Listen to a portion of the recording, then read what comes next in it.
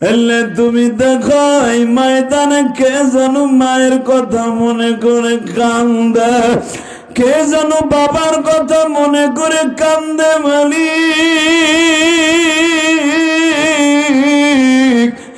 এই জমিনে যার অ্যাকাউন্টে মা বাবার দোয়া আছে, ও সমাজের নেতৃত্ব দিবে, ও সমাজের চেয়ারম্যান হবে, ও সমাজের ভাইস চেয়ারম্যান হবে, মেম্বার হবে, চেয়ারম্যান হবে। যার অ্যাকাউন্টে মায়ের দোয়া আছে, ওর সম্মান কোনোদিন তুমি কেড়ে নিবা না। তুমি বলছো এই যে চেয়ারম্যান আমার ডাইন পাশে বসে আছে, হয়তো তাকে চেয়ারম্যান বানাবার পিছনে তার মায়ের চোখের পানি জায়নামাজ ভিজেছিল। আল্লাহ, যাদের বাবা নাই তারা কার কাছে মাপ চাইবা? এই যে আমার চেয়ারম্যান ভাই বসে বসে ভাবে, হুজুর আমার তো বাবা নাই, আমি কার কাছে মাপ চাই? আল্লাহ দেখো আমার ডানে বামে স্টেজে উলামা একরাম কাঁদে, আল্লাহ চরমনায় শায়েখের মুরিদেরা কাঁদে, যুবক তার বাবারে বুকে নিয়ে কাঁদে। আজকের মাহফিলের সহ সভাপতি জনাব আলহাজ রাশেদুজ্জামান চৌধুরী রাশেদ কে আছেন? আজকের মাহফিলের আর একজন সহসভাপতি আশরাফুল ইসলাম, মানে আসছে। আজকের মাহফিলের প্রধান অতিথি আপনাদের অত্যন্ত প্রিয় মানুষ এবং উপদেষ্টা, প্রধান উপদেষ্টা জনাব আলহাজ আবুল হোসেন তরফদার কে আসছে। প্রধান অতিথি জনাব আলহাজ আব্দুস সাত্তার নান্নু, সাবেক চেয়ারম্যান উপজেলা পরিষদ মহাদেবপুর। আল্লাহর সমস্ত অতিথিবৃন্দকে কবুল করেন, যেরকম আমিন। আজকের মাহফিল অন্তত আরো 20 জন অতিথির নাম আসছে। সকলকে জানাই আমার অন্তরস্থল থেকে ধন্যবাদ, মোবারকবাদ। আজকের মাহফিলে যিনি ওয়াজ করেছেন আমার আগে, আপনাদের অত্যন্ত প্রিয় মানুষ এবং চেয়ারম্যান মারিফুল হেফস কোরআন একাডেমি, রাজশাহী বিশ্ববিদ্যালয়ের ইসলামিক মিডিয়া ও সোসাইটি সম্মানিত পরিচালক জনাব মোহাম্মদ হাফেজ মৌলানা রবিউল ইসলাম বারাকাল্লাহু ফি হায়াতিহি, উপস্থাপনায় হাফেজ মোহাম্মদ আব্দুল হাই, ইমামত্র মসজিদ। এখানে মঞ্চ বিশিষ্ট হযরত উলামা ইকরাম, আজিজ তালাবা, বীর মুজাহিদ, আমার যুবক ভাইরা, সকলের প্রতি রইল আমার আন্তরিক শুভেচ্ছা অভিনন্দন। যে রব্বে কারিম, আমি জানি নওগাঁর জমিনে অনেক কনকনে শীত পড়ে, ঢাকা কিন্তু এখনো শীত আসেনি। এসে দেখলাম ঠিকই শীতের আভাস খুবই চমৎকার, এখনো পর্যন্ত পুরাপুরি নওগাঁর হিসাবে শীত পড়ে নাই। ঠিক না বেটি? জোরে কোন। আপনার মন খারাপ, কি অবস্থা? মনে হয় রাগ করে বসে রয়েছেন আপনারা। আমি জানি আপনাকে মন অনেক উদার, অনেক ভালো মানুষ আপনারা। এই নওগাঁর মানুষ এমন একটা জায়গার মানুষ, আপনাদের খেটে খাওয়া কষ্টের ধান চাউল হয়ে আমাদের ঢাকায় যায়। ঠিক না বেটি? তারপরে স্যার কথা ক। আমি জানি আজকে তোর ডার্লিং এর লাগে সমস্যা হয়েছে, তারপরে কথা ক। তুই কইস রোয়াজে যাবি, হে তোরে না করছে যাইও না, খেতা গেলে গরম গরম লাগবো। কিন্তু ওয়াজের মাঠে বসে কেউ মুখটা কালো রাখবেন না, কারণ আমি এত কষ্ট করে ঢাকার থেকে আসতে পারি এই শত শত রাস্তা অতিক্রম করে। আমি মন বলে আপনারা যদি আমার সাথে কথা বলেন, সুবহানাল্লাহ বলেন, জান্নাতের ভিতরে আপনার নাম, আপনার বাবার নাম সহ আল্লাহ একটা আলহামদুলিল্লাহ সুবহানাল্লাহ গাছ লাগাই দিবেন। বলেন তো আল্লাহু আকবার। মাইকেল এটাকে একটা কষ্টেপ লাগাও, মাইকের টন বেশ বাড়াও, মাস্টার বাড়াও। আল্লাহ ঠিক হয়ে যাবে। যারা দোকানপাটে রাস্তাঘাটে ঘোরাফেরা করছেন, আমি সকলকে জানাই আমার অন্তরস্থল থেকে ধন্যবাদ। আমি যখন এখান থেকে যাচ্ছিলাম মহাদেবপুরের দিকে আসরের নামাজ রক্তে, তখন এখানে আজকে মনে হয় ফুটবল খেলা হয়েছে না?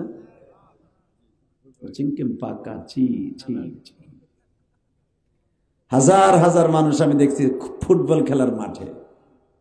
কিন্তু অত্যন্ত পরিতাপের বিষয়, ফুটবল খেলার মাঠে যে পরিমাণ লোক হয়েছে, যদি ওই পরিমাণ লোক এখানে হতো, আমার বিশ্বাস এই মাঠে জায়গা হতো না। কথা ঠিক না বেঠিক? জোরে বলেন। আজকে মুসলমান অধপতনে কেন গেছে জানেন? একমাত্র কারণ, মুসলমান কোরআন থেকে বিচ্ছিন্ন হয়ে গেছে, মাদ্রাসা মসজিদ থেকে দূরে চলে গেছে। হালাকে যদি দূরে সরে যেতে না যেত, ফুটবল খেলার মাঠে হাজার হাজার মানুষ, ওয়াজের মাঠে হাজার হাজার মানুষ তো দূরের কথা, কয়েকশো মানুষ। তবে আমার মন বলে আজকে যারা মাহফিল মিস করবে, ওর মতো কপাল পোড়া আল্লাহর জমিনে আছে বলে আমার মনে হয় না। শুধু একসাথে বলতে হবে, সর্বময় ক্ষমতার মালিককে। আরো জোরে দুই হাত উঁচা করে কয়েকটা বার আওয়াজ দিতে হবে। নামান হাত, নামান নামান। আমি হাত উঁচা করতে বলবো, আপনি উঁচা করবেন। আল্লাহ দেখুক যে এই মহাদেবপুরের মানুষ, এই ভীমপুর না, ভীমপুরের মানুষ ইসলাম প্রিয় মানুষ, এরা পৃথিবীতে কোনোদিন বাতিলের সামনে মাথা নত করে না। এটা প্রমাণ করতে পারবেন না? আমরা বাংলাদেশের মানুষ এমন একটা জাতি, মুসলমান হিসাবে পৃথিবীর কোন জাতির সামনে আমরা মাথা নত করি না। আপনাদের এলাকার চেয়ারম্যানের সাথে আমার কথা হলো, যিনি উনি অন্য ধর্মের হয়, হিন্দু ভদ্রলোক, আলেমুল্লামাকে অনেক সম্মান করলেন, খুব ভালো লাগলো, আলহামদুলিল্লাহ বলেন। এতটুকু সম্মান আমাকে মুসলমান চেয়ারম্যানের কাছ থেকে পাই নাই বিগত সরকারের আমলে। কথা বল না কেন? চেয়ারম্যান এসেই বলতো, হুজুর এটা কিন্তু আমার এলাকা। এসেই বলতো, হুজুর ডাইনে মাপে যাবেন না, মাটির নিচে যে ওয়াজ আছে এগুলো করবেন, কারণ মাটির নিচে আছে পোকামাকড়, ওইটার ওয়াজ আর কি করুন। কথা কর না কেন? হুজুর ডাইনে বামে যাবেন না, শুধু সোজা ওয়াজ করবেন। আপনাদের চেয়ারম্যান এগুলো কিচ্ছু বলে নেই, উনি বেধর্মী হতে হলো, মনে হয় মনটা অনেক ভালো, ঠিক না? ভালো না হলে সে অন্য ধর্মের মানুষের চেয়ারম্যান হয়, মনে আপনাদের এদিকে মুসলমানের থেকে হিন্দুদের ভোটার মনে হয় বেশি। হ্যাঁ, মুসলমান ভোটার বেশি, মাশাআল্লাহ। শুধু একটা কথা শোনেন, এই জমিনে ততদিন পর্যন্ত আল্লাহর দিন থাকবে যতদিন পর্যন্ত কোরআন থাকবে। যুবক কথা বলো, কলিজার ভাই কথা বলো, যতদিন এই দুনিয়ায় দিন থাকবে ততদিন পর্যন্ত ধর্ম থাকবে। যেদিন সারা দুনিয়ার মানুষ কোরআন থেকে বিচ্ছিন্ন হয়ে যাবে, সেদিন আর এই দুনিয়া থাকবে না, ঠিক না বাবা? ঠান্ডা পানি দিলে না, গরম করা পানি দাও, মেয়ে এই পানি খেয়ে কি গলা শেষ করবো? কিছুই বুঝি না বেটারা। ফ্লাক্সে পানি নিয়ে আসো, এই পানি গরম করো। শুধু আমার সাথে বলতে হবে, আমরা এমন একজন নবীর উম্মাত, যেই মানুষটাকে না বানাইলে দুনিয়ার কিছু বানাইতো না। ওই নবীর উম্মাত হতে পেরে আপনি খুশি না বেজার? বলেন তো আলহামদুলিল্লাহ, বলেন তো আল্লাহু আকবার। মাহফিলের মাঝখান থেকে একটা মর্দে মুজাহিদ আমার লাগবে তাকবীরের ধ্বনি দেওয়ার জন্য। তোমার আওয়াজ যদি মদিনা পর্যন্ত যায়, আমি কোরআন হাতে নিয়ে বললাম, একদিন না একদিন তুমি মক্কা থেকে মদিনায় যেতে পারবা। আল্লাহু আকবার। মদিনায় যাওয়ার নিয়ত আছে না নাই? আছে। এবার মাহফিলে মাঝখান থেকে একটা মর্দে মুজাহিদ দাঁড়ায় দেখাই দিবা, কোরআনের বিরুদ্ধে, আল্লাহর বিরুদ্ধে যদি কোনো কেউ নাস্তিক কখনো কথা বলে, পার্লামেন্টে দাঁড়িয়ে যদি মাদ্রাসার বিরুদ্ধে, কোরআনের বিরুদ্ধে, বেঈমানদের পক্ষে কথা বলে, ওকে দাঁত ভাঙা জবাব দিবা জুতা দিয়ে। রাজি আছো না নাই? কাকে কে রাজি আছো? আল্লাহকে দুই হাত দেখায় দাও। তাকবীর! ইসলামের শত্রুরা, ইসলামের শত্রুরা, নারে তাকবীর! আল্লাহ যেই যুবক ভাইরা আওয়াজ দিয়েছে, এদের শক্তি তুমি কোনোদিনও কমাবে না। এদেরকে তুমি ভালো রাখবা, সুস্থ রাখবা। আমার এই যুব সমাজই পারে এই সমাজটাকে সুন্দর করতে। আরে যেই যুবকগুলা, সোনালী সন্তানগুলি সরকারে পোল্টি মাইরে দিতে পারে। এই মাইকেলা কই গেছে? এই মাইকের আওয়াজ আওয়াজ বাড়া না বেটা, মাইক এমন কেন? ভিতরে আওয়াজ বাড়া, এই মনিটর আওয়াজ বাড়াই দে, টন ব্যাস বাড়া, মাস্টার বাড়া, গোলের মতো আওয়াজ দে। আরো দে, একসাথে বলতে হবে। যুব সমাজ যদি চায় এই ভীমপুরের চেহারা ভীম বানায় হেলাবে। ভীম মানে কি? পরিষ্কার, ঠিক না ঠিক? পরিষ্কার করে নাই? বাংলাদেশে আমাদের আগের সাবেক এমপি মন্ত্রীরা বলতো পালাবো না, পালানোর সিস্টেম নাই, কত কথা কইতে হন, হেরাই দেহি কোথাও নাই। আসলে ক্ষমতার মালিক কে? বিশ্বাস হয় না? এই দুনিয়ায় যারাই আল্লাহর সাথে লড়ছে ওরাই মরছে। এই দুনিয়ায় লড়েছিল আল্লাহর সাথে ফেরাউন, আছে না গেছে? লড়েছিল সাদ্দাত, হামান, ওরা আছে না গেছে? তারা চ্যালেঞ্জ করেছিল আমাদের ক্ষমতা কেউ নিতে পারবে না। ফেরাউনের ক্ষমতা যায় নাই, সাদ্দাতের ক্ষমতা যায় নাই। সারা দুনিয়ায় যারাই আল্লাহর বিরুদ্ধে কথা বলবে ওদের ক্ষমতা দুনিয়ায় টিকে থাকবে না। এই মক্কা নগরীতে আমার নবী ছিলেন এতিম, বাপ হারা একটি এতিম ছেলে, ঠিক না বেটি? 6 বছরের বয়সে মা হারিয়ে আমার নবী চির এতিম। এই লোকটাকে প্রতিষ্ঠা করছেন কে? শোনেন কোরআনে কি বলে? والضحى والليل إذا سجى ما ودعك ربك وما قلى وللآخرة خير لك من الأولى ولسوف يعطيك ربك فترضى ألم يجدك يتيما فآوى।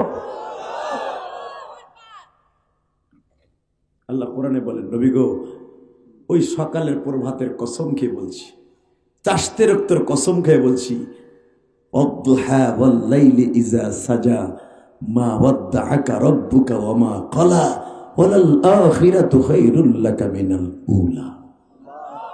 জোরে জোরে জোরে জোরে জোরে আল্লাহু আকবার। ও নবী, আগের দিনের চাইতে ওয়ালা সাউফা ইউতিকা রাব্বুকা ফাতারদা, এই জমিনে আপনাকে প্রতিষ্ঠা করেছি এমন ভাবে আপনার আগের থেকে এখনের অবস্থান আপনার অনেক ভালো। আল্লাহু আকবার জোরে বলতে পারলেন না? হালাকে আপনি ছিলেন এতিম, ওয়াজাদাকা আইলান ফাগনা ফাআম্মাল ইয়াতীমা ফালা তাকহার, আমি আপনাকে পেয়েছিলাম অসহায়, গরীব, এবং আপনাকে পেয়েছিলাম এতিম অবস্থায়। এখন দিলটা নরম করবেন, চোখের পানি ছেড়ে দিবেন। কে কইছে আপনার গুনাহ মাফ হইব না? এই কোরআন ধরে বললাম, আমার নবীর কথা শুনে যদি কারো চোখে পানি আসে, ওই মানুষটা কোনোদিন জাহান্নামে যাবে না। আল্লাহু আকবার জোরে বলতে পারলেন না? রাসূলের একজন সাহাবী ছিলেন, এই সূরার তাফসিরে দেখবেন নাম তার জাবের। কি নাম? সবাই বলেন। এ চাচা কথা কন, নাম কি? এ জোরে কথা বলেন, নাম কি? জাবের রাদিয়াল্লাহু তাআলা। এই জাবেরের বাড়ি সর্বপ্রথম ছিল মদিনার থেকে অন্তত 59 কিলোমিটার দূরে। নবীর প্রেমে পড়ে বাড়ি ঘর সব ছেড়ে দিয়া মদিনায় এসে বাসা বাঁধল। মারহাবা বলেন। খন্দক থেকে মাত্র 1.5 কিলোমিটার দূরে এখন জাবেরের বাড়ি। জাবেরের বাড়িতে একটা মসজিদ আছে। এবার আওয়াজ দিবেন, আপনার জীবনে কোনোদিন এত জোর আওয়াজ দেন নাই আমার কলিজার যুবক ভাইরা। যুবক ভাই, এই দুনিয়া থাকার জায়গা না, আইজ আছো কাইল নাই, বাহাদুরি করে কোনো লাভ নাই, ঠিক না বেঠিক? 5ই আগস্টে তোমার মতো কত যুবক রাস্তায় দাঁড়িয়ে আন্দোলন করেছিল, আজকে কত মায়ের কোল খালি হয়ে গেছে। যেই ছেলেগুলো শাহাদাত বরণ করেছে, যেই যুবকের রক্তে রঞ্জিত হয়েছে, কালো রাজপথ রঙিন হয়েছে, আজকে অনেক যুবক চলে গেছে কবরে। স্বাধীনতার সুফল তারা পায় নাই, তুমি আর আমি পাইতেছি। কথা বলেন না কেন? কিন্তু মনে রাখতে হবে, এদেরকে ভুলে গেলে চলবে না, এদের জন্য দোয়া করতে হবে, আল্লাহ এদের কবরটাকে জান্নাতের টুকরা বানায় দেন। আরো জোরে কেন আমিন। এই চাচা, স্বৈরাচারের আন্দোলনে যারাই শরীক হয়েছে, মনে রাখতে হবে প্রত্যেকটা যুবককে যেন আল্লাহ মাফ করে দেয়। আল্লাহ শুধু আমার দিকে তাকাবেন, এই জমিনের মালিকটা কে? ওই আল্লাহ এখনো আছে না, প্রমাণ হয়ে যাবে। তো জাবের রাদিয়াল্লাহু বালি বিশ্বনবীর পারে মসজিদে নববীর থেকে একবারে নিকটতম। হযরত জাবের একদিন আমার বিশ্বনবীকে জিজ্ঞাসা করে, হুজুর আমি দেখলাম, আমি আপনাকে দেখলাম। কি দেখলা? একসাথে বলেন, এই কোরআনটা কার? আরো জোরে বলেন তো বাবা, এই কোরআনটা কার? ওই আল্লাহকে জোরে একটা ডাক দেন তো, আল্লাহ বলে দেন, আর একটু জোরে ডাক দেন। আল্লাহ আপনাকে অনেক জোরে ডাক দিয়েছে, আল্লাহ এদেরকে মাফ করে দেন। আল্লাহ আল্লাহ এদের সন্তানগুলোকে আপনি আলেম বানায় দেন, এদেরকে সুশিক্ষায় শিক্ষিত হওয়ার তৌফিক দান করেন।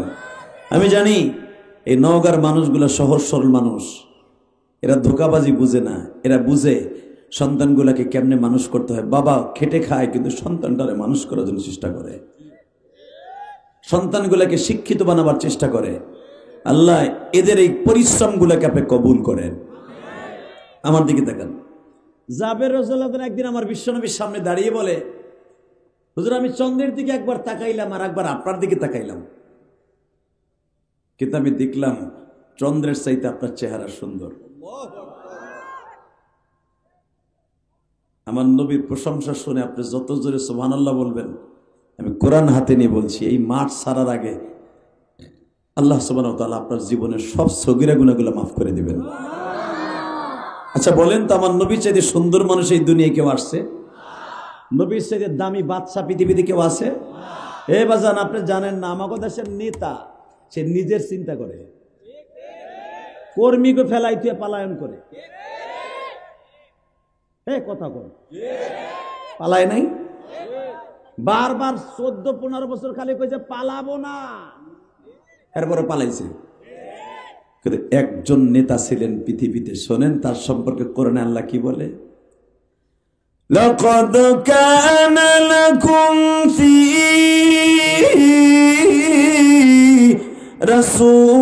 রাসূলিল্লাহি উসওয়াতুন হাসানাতুন লিমান কানা ইয়ারজুল্লাহা ওয়াল ইয়াওমাল আখির।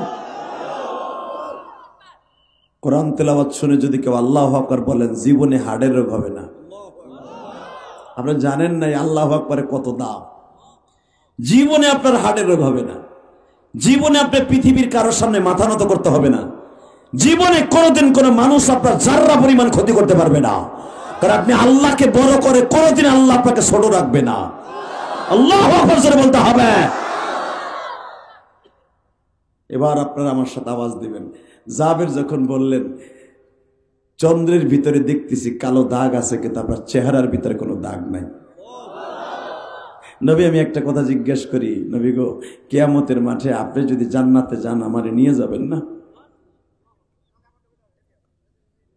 আমার নবী বললেন, জাবের রে তোমার আরো যত কথা আছে সব উপস্থাপন করো, আমি নবী একবারে আমিন বলে দেব। যাবে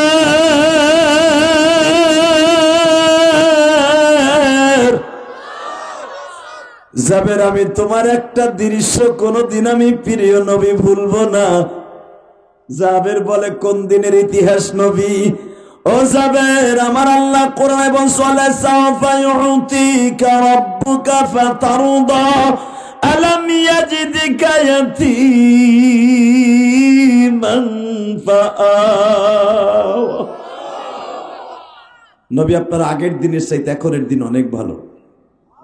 জাবের, মক্কে জিন্দেগিতে যখন আমি ছিলাম, মক্কার মানুষগুলো আমাকে শুধু মারতো আর মারতো। আমি মক্কায় একটা মিনিট শান্তি পাই নাই। আমি ঘরের মধ্যে শুয়ে থাকতাম, আমার ঘরের চারপাশ দিয়া ছেলেরা তরবারি নিয়ে আমাকে হত্যা করার জন্য, গুপ্ত হত্যা করার জন্য রেডি হয়ে থাকতো। আর আমি মদিনায় আসার পরে মুক্ত বাতাসে মসজিদে নববীর ভিতরে একটা খেজুরের পাটি বিছিয়ে ঘুমিয়ে থাকি। জোরে জোরে জোরে জোরে জোরে জোরে যাবে। সেদিন আমার মনে সবচেয়ে বেশি শান্তি আসবে যেদিন আমার এই মদিনায় মানুষ দরজা খুলে ঘুমাবে, যেদিন কোনো একটা মেয়ে রেপ হবে না, ইফটিজিংয়ের শিকার হবে না। সেদিন আমি যদি নবী বেঁচে নাও থাকি, কবরে বসে যেদিন শুনবো আমার এই কষ্টের মদিনা, রক্ত ঝরানো মদিনা, একটা মেয়ে রেপ হয় নাই, একটা ছেলে কোনো মেয়েকে ইফটিজিংয়ের শিকার করে নাই, সেদিন আমার মতো সুখী আর কেউ থাকবে না। আমার বিশ্বাস এই দেশে যদি কোনোদিন ইসলামী স্টেট কায়েম হয়, দরজা খুলে ঘুমাইতে পারবে ইনশাআল্লাহ। আল্লাহু আকবার জোরে বলতে পারলেন না? ওমরের জামানায় ওমর 14 বছর ক্ষমতায় ছিলেন, কিছুদিন কম, 14 বছরের ভিতরে কোনোদিন একটা ইফটিজিংয়ের মামলা মদিনার হাইকোর্টে ওঠে নাই। যেই মন্ত্রী ছিলেন আবু তালহা ইবনে জুবায়ের, আর ওমরের ইফটিজিং মন্ত্রী, যেটা আইন মন্ত্রী বলা হয় আপনাদের দেশে, আমাদের দেশের আইন মন্ত্রী আল্লাহর কাছে না চাইয়া চাইছে ভগবানের কাছে। শোনেন নাই? গত 2 বছর আগে পূজা মণ্ডপে যাইয়া হিন্দুদেরকে বলেছিলেন, আপনারা যখন প্রতিমার কাছে চাইবেন আমার লাগে একটু চাইয়েন। কথা আসতে কইলে বউ ইয়ে মরবা, কথা কর না কেন? হযরত ওমরের জামানায় একজন আইন মন্ত্রী ছিলেন, মারহাবা বললেন না? তালহা ইবনে জুবায়ের একদিন যায় কয়, হুজুর আমার এই ডিপার্টমেন্টে রাইখা কোনো লাভ নাই। কয় আমি চাকরি থেকে রিজাইন দিলাম। সুবহানাল্লাহ কইলেন না? আপনাকে মন খারাপ, তাহলে আওয়াজ দিয়ে না, আল্লাহ আপনার কপালটা ভালো করে দিবে। আমার এই ডিপার্টমেন্টে রাইখে লাভ নাই, আমার অন্য কাজে দেন, আমি খেটে খাই। কারণ চেয়ার পাইতে প্রতিদিন বসে থাকার চাইতে আমি গমের বস্তা নামাই, তাও কামাই। আমার বলে কি কোনো কেস মামলা আসে না? কয় কেস মামলা কি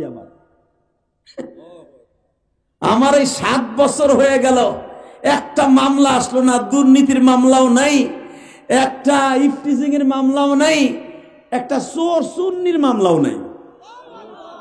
তাহলে আমার এই ডিপার্টমেন্টে লাইকে রাফ কি, আমার নামটা কেটে দেন, আমি খেটে খাই, শস্য খেতে পানি দেই, খেজুর গাছের গোড়ায় পানি দেই, অন্তত আল্লাহকে বলতে পারবো আমি একটা কাজ করে খেয়েছি।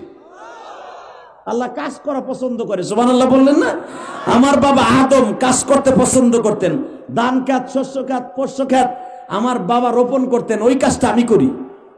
আমার নবী নিজে গম খেতে কাজ করতেন, আল্লাহু আকবার জোরে বলেন। আমার নবী খেজুরের বাগানে নিজে পানি দিতেন, আমার নবী ছাগল চড়াইতেন।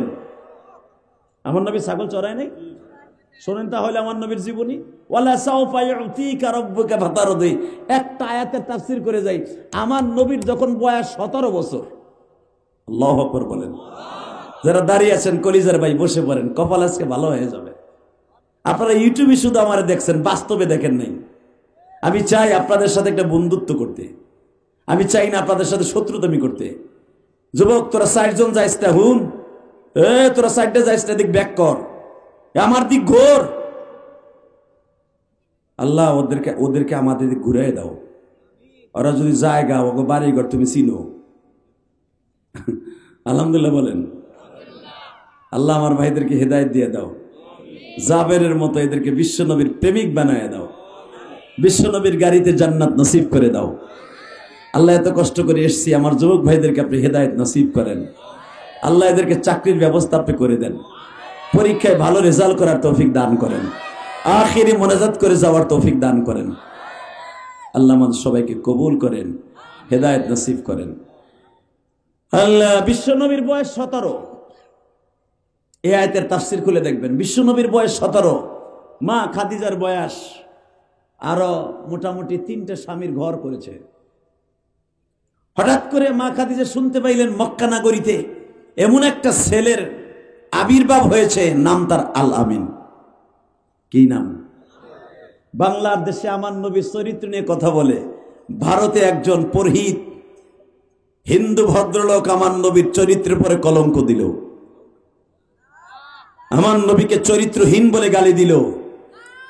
কোনদিনও আপনাদের দেবতাদেরকে নিয়ে আমরা কখনো উল্লাস করি না, কষ্ট দেই না। আমার এতিম নবীর নিয়ে কষ্ট দিল। আপনি কি জানেন হিন্দুরা আমার নবীর উম্মত, মুসলমানও আমার নবীর উম্মত? আপনি কি জানেন আমার নবী এমন একজন মানুষ, একজন বেধর্মী মহিলাও আমার নবীর হাতে কখনো নির্যাতিত হয় নাই। এমনকি নবীর সাহাবী ওমরের হাতেও নির্যাতিত হয় নাই। এমনকি আমার বিশ্বনবী বিচারের কার্যকর করলে যদি ইহুদির পক্ষে রাইট থাকতো, কোনোদিন আমার নবী মুসলমানের পক্ষে রায় দিত না।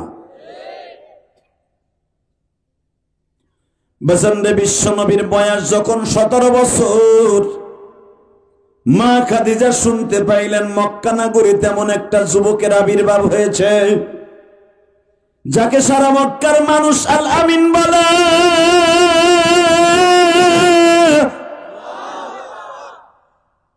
মানুষটাকে দেখলে ক্ষুধা লাগে না, ঘন্টার পর ঘন্টা তার চেহারার দিকে তাকিয়ে থাকলে চোখে একবারও পলক মরতে মন চায় না। ওই যুবকটা রাস্তার পাশে দাঁড়াইলে পাহাড়ের ছায়া যদি দক্ষিণ দিকে থাকে, ওই মানুষটার কারণে ছায়াটা চলে আসে উত্তর দিকে। ওই মানুষটা যদি কোনো গাছের নিচে দাঁড়ায়,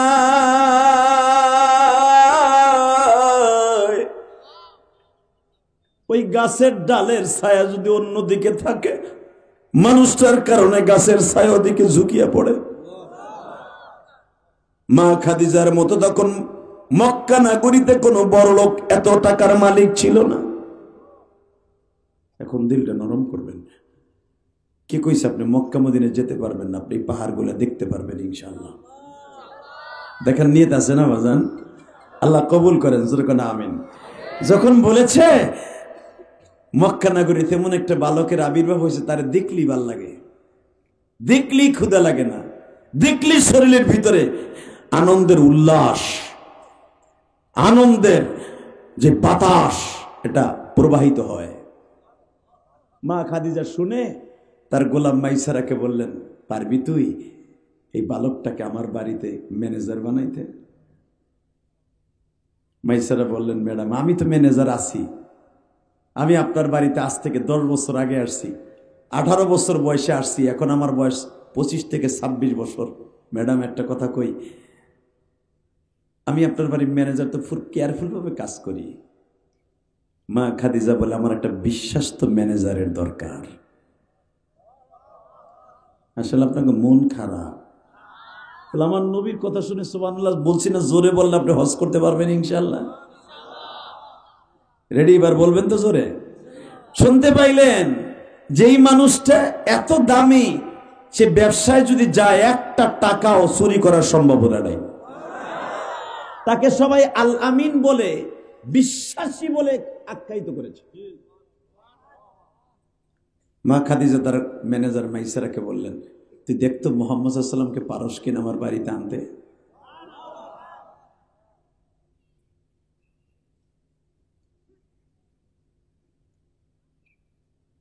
আলহামদুলিল্লাহ।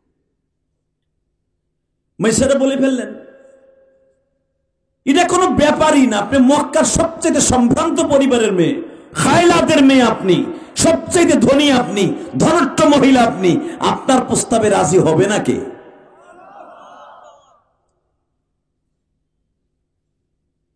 মাইসারা যে জিজ্ঞেস করলেন, আপনি বলে হিলফুল ফুজুল সংগঠনের চেয়ারম্যান? না, বলেন না, মা ইসমি আনা মুহাম্মদ ইবনে আব্দুল্লাহ, ইনতি ইসমি, তোমার নাম কি?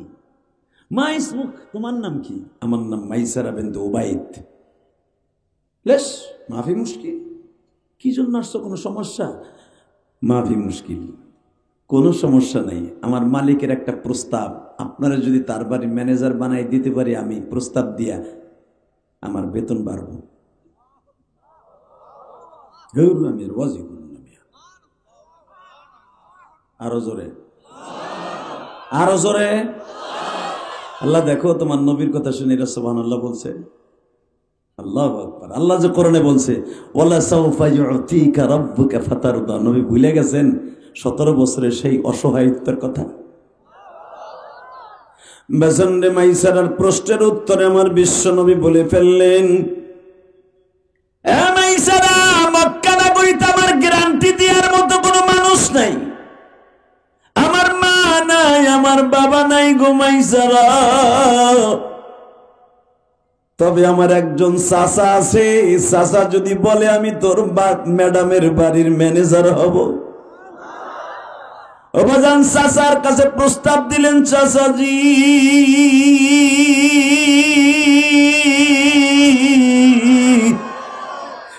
এই মক্কায় আমার গার্ডিয়ান বলতে কেউ নাই গো চাচা, আপনি আমার চাচা হইল চাচা, বাপ হইল বাবা। চাচি আমার মায়ের মতো। যদি আপনি আমাকে অনুমতি দিতেন, মক্কার সবচেয়ে ধনাঢ্য পরিবারের মেয়ে খাইলাত বিনতে খাদিজার বাড়ির আমি প্রস্তাবে রাজি হইয়া তার বাড়িতে ম্যানেজারের দায়িত্ব নিতাম। চাচা আবু তালেব বলে, মুহাম্মদ রে, তুমি কেমনে ভাবলা আমি তোমার রৌদ্রে কাজ করতে দিব বাবা? এই রৌদ্রের মধ্যে তুমি ম্যানেজারের দায়িত্ব, সমস্ত ছাগল গরুর হিসাব করতে হবে। খাদিরার অন্তরে 160টা দেশের মধ্যে ব্যবসা আছে। ব্যবসায়ী কাফেলা যখন তার বাড়িতে টাকা নিয়ে আসবে, টাকাগুলা হিসাব রাখতে হবে। আমি আবু তালেব কেমনে সহ্য করব? তুমি আমার ভাতিজা হইয়া খাদিজার বাড়ির ব্যবসায়ের হিসাব নিবে, আমি সহ্য করতে পারব? চাচা, আমি কি সারাদিন আর সারা বছর আপনার ঘাড়ের উপরে খাবো? অন্তত আমি কাজ শিখি। এবার কানবেন আমার নবীর কথা শুনে। চাচা কত ভালোবাসতেন। আর আমাদের দেশের চাচারা ভাতিজা যদি এতিম হয়, তার টাকা মাইরে খায়। কথা বলেন না কেন? হ্যাঁ, দুলাভাই মারা গেছে, বোনের হক বাইরে বুঝাই দেয় না। কয় তোর বিয়ে দিছি না, তোর কপালে জুতার বাড়ি, বেটা বড় লোক।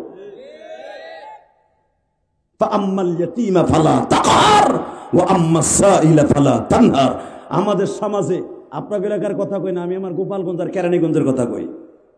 আমাদের এলাকার চেয়ারম্যান গুলা গরিবের হক মাইরা সে বড় লোক। কথা বলেন না কেন? গরিবরে সরকার টিন দিছে, সে এটা মেরে সে বড় লোক। আপনার চেয়ারম্যানের কথা কই না, উনি তো মনে হয় সাবেক চেয়ারম্যান, তাই না? দেখেন না আপনারা?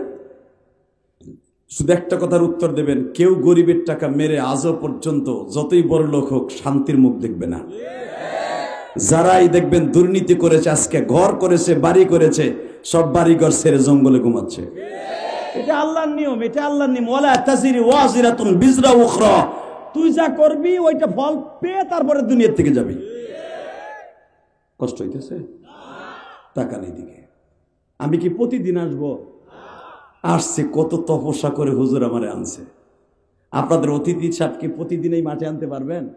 প্রধান অতিথি আজকে আপনাদের হয়তো আমার নাম শুনেছে, আপনারা আসবেন, আপনাদের সাথে দেখা করবেন। এই আন্দোলনের পরে দেখা হয় নাই, বড় আশা করি উনিও আসছে, আমিও আসছি।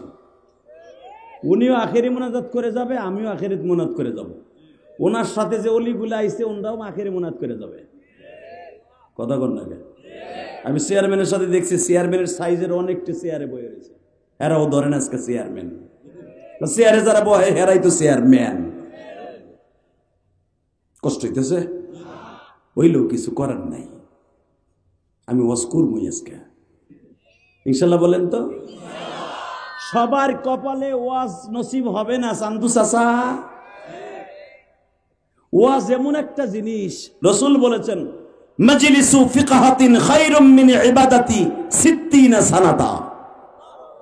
কেউ যদি দিনের একটা কথা ওয়াজের মাঠে বসে, এই মাঠে বসে শোনে, আমি বলি নাই, আমার বাপের বানানো কথা না, এটা শেখ হাসিনা খালেদার কথা নয়, চাচা ইরশাদের কথা নয়, আমার হুজুরদের কথা নয়, বিশ্ব মানবতার শান্তির দূত নবী মুহাম্মদের কথা।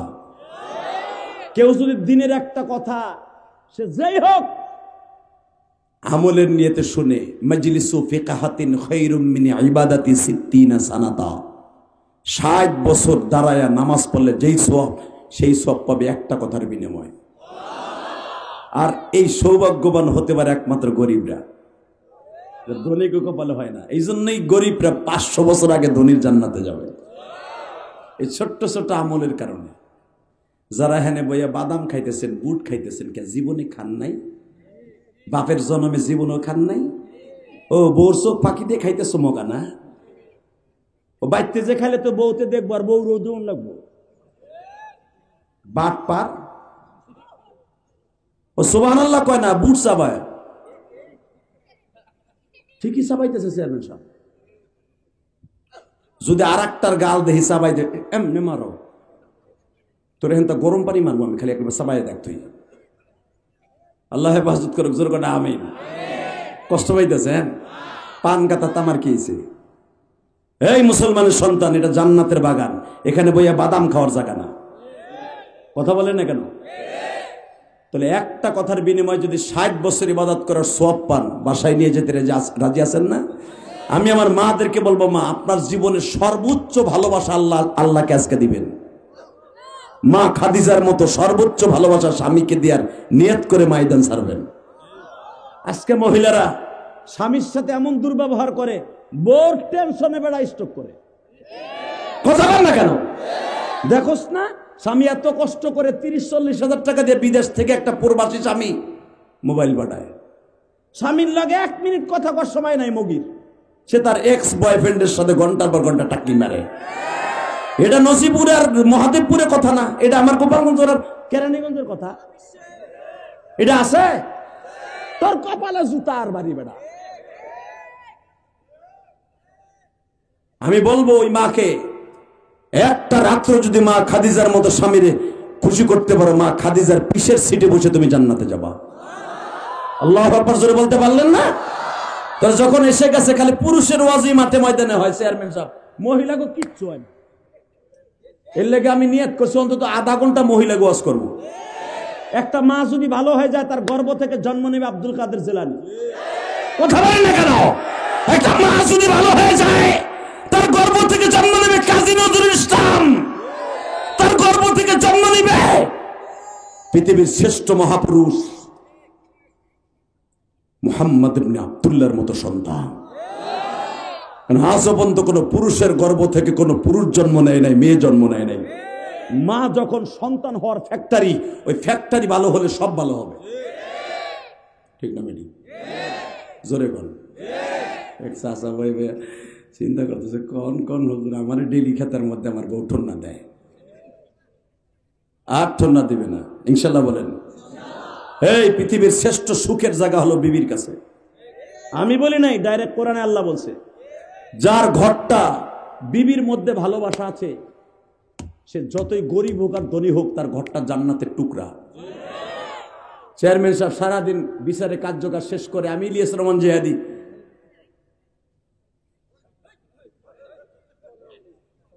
আলহামদুলিল্লাহ, তুমি বস, আল্লাহ তুমি ওকে কবুল করো।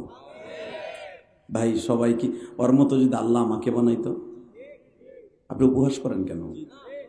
ওর মতো যদি চেয়ারম্যান সাহেবকে বানাইতো? কথা বলেন না কেন?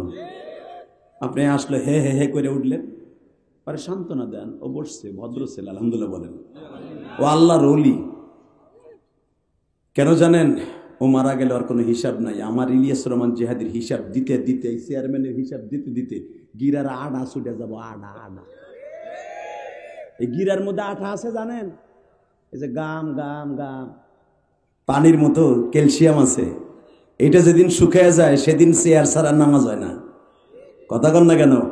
এই হাতের মধ্যে প্রত্যেকটা জোড়ার মধ্যে ক্যালসিয়াম আছে, এটাকে গাম বলে, আল্লাহর দেয়া গাম। যতদিন গাম সতেজ আছে, যারে তারে গুছাইতে পারবেন, ভাত মাখাই খেতে পারবেন। যেদিন এই গামগুলো শুকিয়ে যাবে, তখন আপনার হাত আর ভাত মাখাই খাওয়া লাগবে না, কাটা চামচ হয়ে যাবে। কাটা চামচ, এটা আল্লাহর দেয়া কুদরত। আল্লাহু আকবার বলতে পারলেন না? এই হাত তখন আর হাত থাকবে না, খালি একটা আঙ্গুলের এই জায়গার একটা রগের।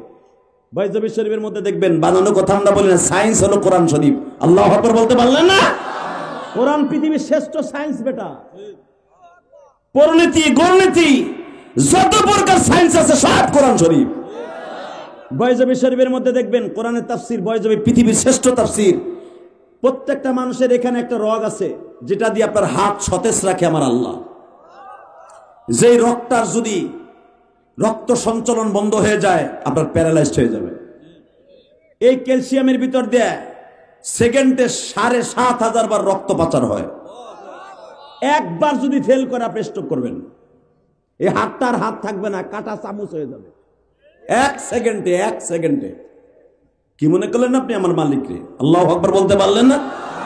উনি এমন একজন কারিগর। শুনেন উনি কি বলে, আল্লাহু লা ইলাহা ইল্লা হুয়াল হাইয়ুল কাইয়্যুম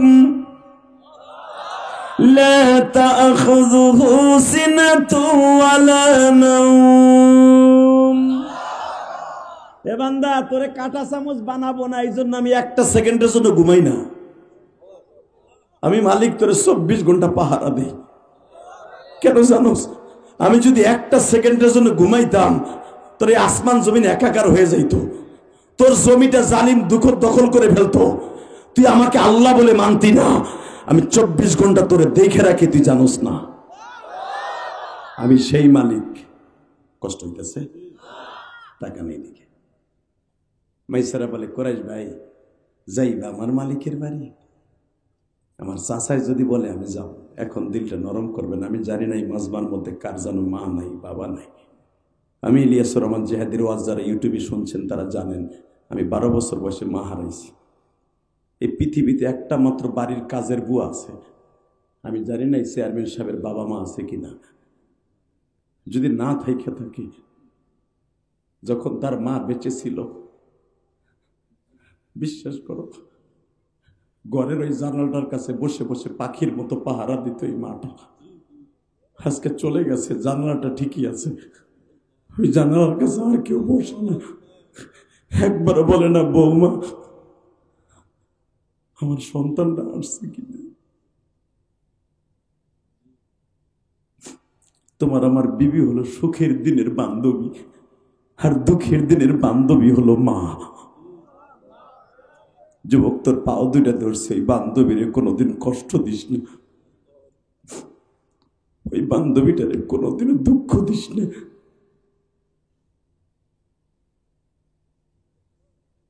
এখানে এমনও বাজান আছেন, মা বাপটা মারা গেছে আপনার 12 বছর বয়সে, আপনার মায়ের যৌবন ছিল, ইচ্ছা করলে আর একটা স্বামী গ্রহণ করতে পারতো। তোমার মুখের দিকে তাকাইয়া তোমার মা দ্বিতীয় স্বামী গ্রহণ করে না, তার বড় যৌবনকে মাটির সাথে মিশিয়ে দিয়ে তোমার মতো সন্তানকে বুকে ধারণ করে মা ভিক্ষা করে তোমার আমার বড় করছে। কিন্তু সেই মায়ের কষ্ট দিও না। যুবক ভাই, আমি মায়ের পাগল বক্তা, কারণ কেন জানো? আমি 12 বছর বয়সে মা হারাইছি। ওই গোপালগঞ্জের জমিনে ঘুমিয়েছে আমার মা। আমি জানি না আমার মা কবর কেমন আছে। ইলিয়াসুর রহমান জিহাদির কোনো জিনিসের অভাব নাই। বাড়ি বলো, গাড়ি বলো, সম্মান বলো, শক্তি বলো, টাকা বলো, পয়সা বলো, কোনো জিনিসের অভাব নাই। শুধু একটা শুধু অভাব, ওই কাজের বুয়াটা যিনি এই শীতের মধ্যে পায়খানা প্রস্রাবের কেউ পরিষ্কার করে নাই, একজনও পরিষ্কার করছে। যদি পায়খানা প্রস্রাব পরিষ্কার না করি, আবার ইলিয়াসের ঠান্ডা লেগে যাবে, আবার ইলিয়াসের ঘুম হবে না। ওই বুয়াটা আমার নাই।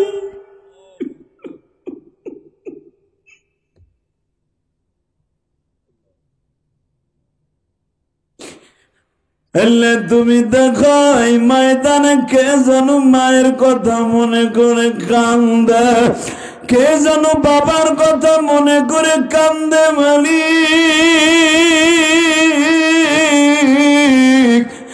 এই জমিনে যার অ্যাকাউন্টে মা বাবার দোয়া আছে, ও সমাজের নেতৃত্ব দিবে, ও সমাজের চেয়ারম্যান হবে, ও সমাজের ভাইস চেয়ারম্যান হবে, মেম্বার হবে, চেয়ারম্যান হবে।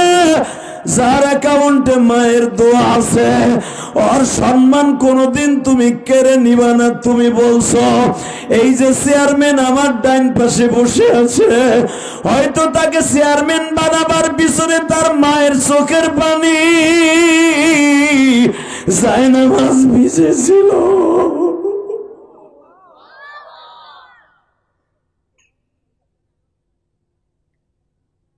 আল্লাহ, এই মহাদেবপুরের দিকে তাকায় দেখো, যারা মায়ের জন্য কান্দে, এদের চোখের পানিগুলো কবুল করে নিও, এদের মায়ের কবরটা জান্নাতের টুকরা বানায় দিও।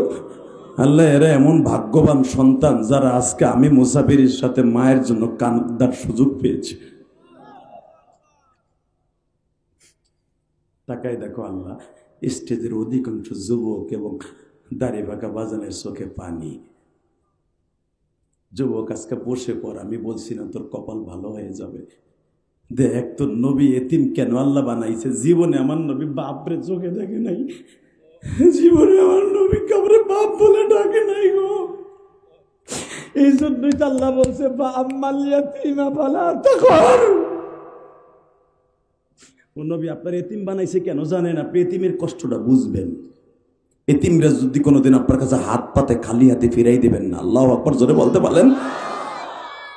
এই জন্যই তো আমার নবীর জীবনে বাপ দেখায় নাই। 6 বছর বয়সে মা চলে গেছে।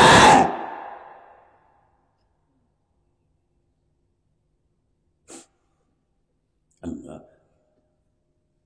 যারাই এখন কান্দে তুমি পারবা না তাকে মাফ করে দিতে দেও না, দেও আল্লাহ।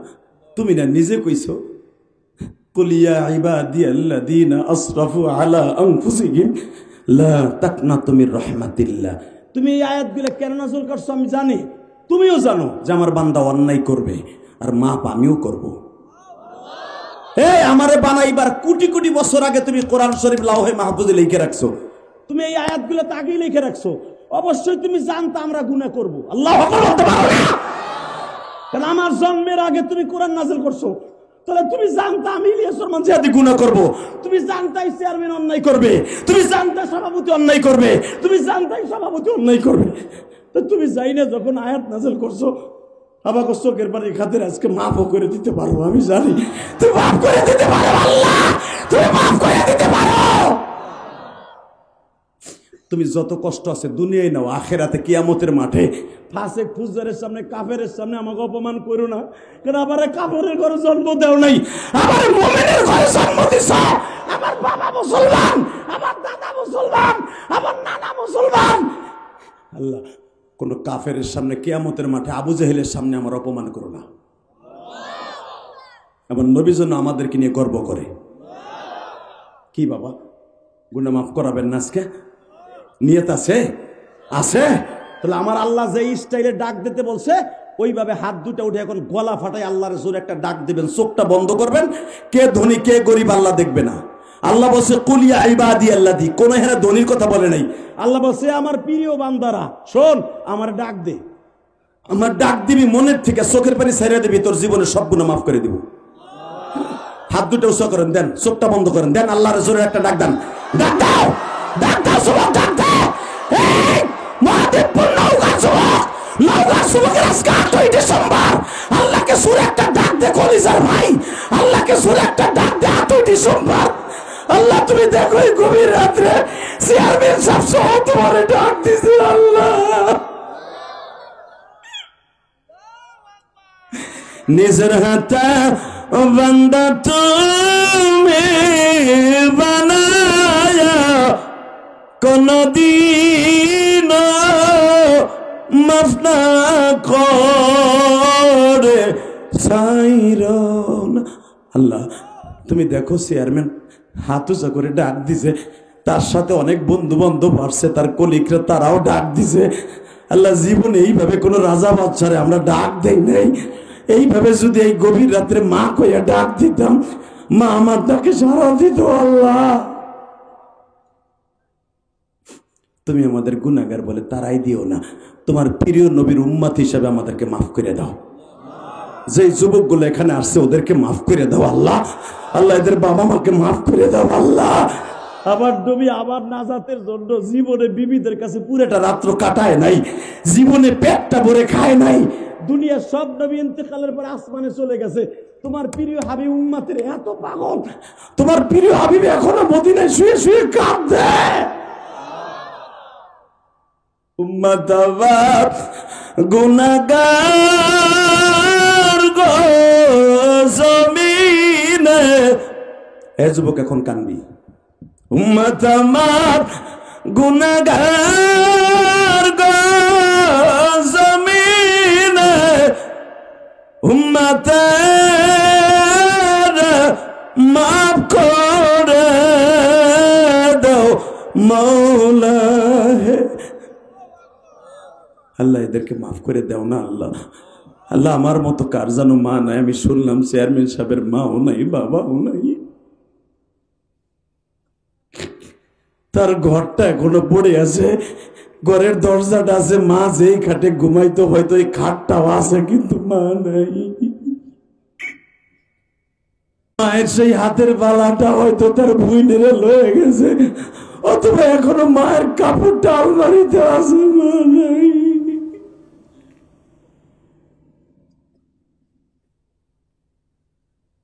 আল্লাহ, তোমার মায়া লাগে না? তোমার বান্দারা কান্দে। তুমি না কইছো জান্নাত জাহান্নামের চাইতো গুনাহগারের চোখের পানি দামি। কিসের কাজ? জান্নাতের চাইতে বেশি দামি গুনাহগারের চোখের পানি। নেককারের চোখের পানির চাইতে গুনাহগারের চোখের পানির দাম বেশি। ভাই, তোমরা এখন চোখের পানি ফেলে কানবার আল্লাহকে ডাক দিবা, বলো তো আল্লাহ আমি গুনাহগার বলে আমারে তারাই দিও না, আমারে মাফ করে দাও আল্লাহ, আমারে তুমি মাফ করে দাও আল্লাহ।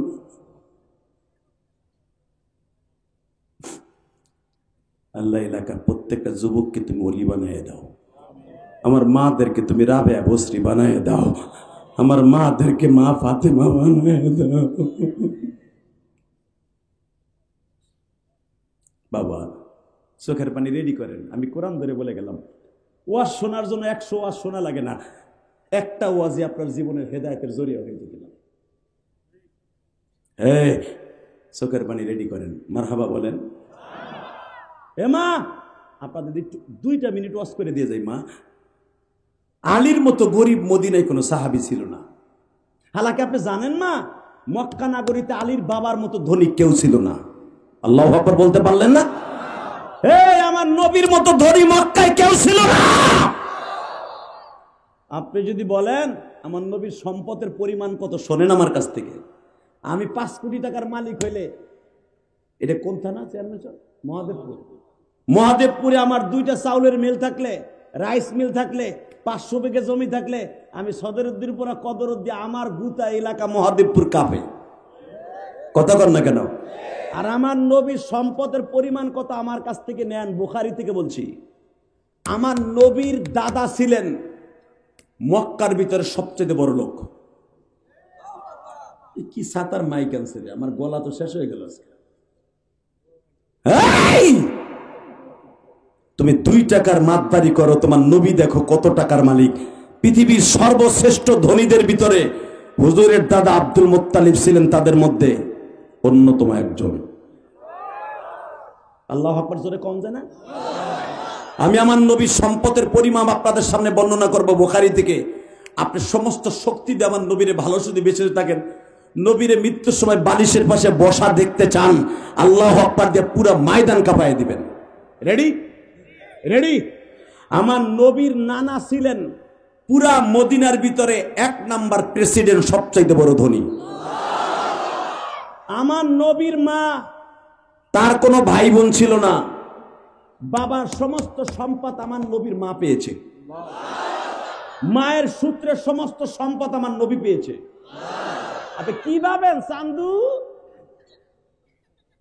তুমি একাই ধনী? তাকাও এই দিকে বেটা।